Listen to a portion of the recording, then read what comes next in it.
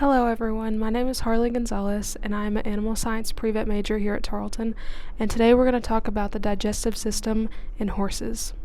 So our feed is going to start in the mouth, and that's where they're going to chew the feed, and these salivary glands are going to release saliva, and that's to lubricate the mouth and the esophagus. So after the feed is lubricated and we have that saliva, we're then going to move down the esophagus and into the stomach. And horses are non-ruminants, meaning that they don't have like a 4-chambered stomach. It's just a simple and fairly small stomach. And the stomach is going to be very acidic. This just helps break down and digest the food.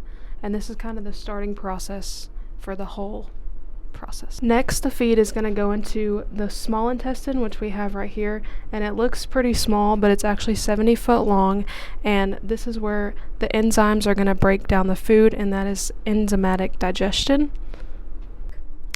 And after the feed leaves the small intestine, it's going to enter the cecum, and this is a pretty important part of the digestive process because there is microbes in the cecum that allow fermentation to happen. After the feed leaves the cecum, we're going to travel into the large colon, and then we're going to go down into the small colon, and this is where contractions are going to happen, and that's where we're going to form those little fecal balls.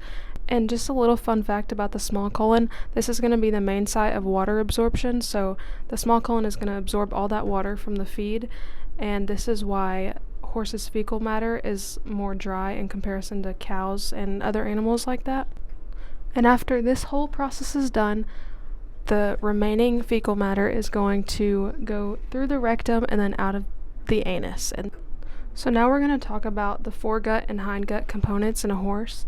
So for foregut, we have our salivary glands, esophagus, our stomach, and our small intestine. And then the hindgut of a horse, we have the large colon, small colon, cecum, rectum, and anus. And like I said, fermentation happens in the cecum and the colon, so that's why horses are hindgut fermenters.